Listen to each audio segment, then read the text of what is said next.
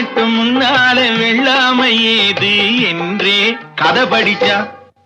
அவ வேலிகட்டும் முன்னால வெள்ளாமை ஏது என்றே கதை படிச்சா. அவன் காதலுக்கும் பின்னாலே கல்யாணம் வருமா என்றே கையடிச்சான். அவன் காதலுக்கும் பின்னாலே கல்யாணம் வருமா என்றே கையடிச்சான். அவளாகட்டும் என்றே ஆசையில் நின்றே அத்தானின் காத கடிச்சா.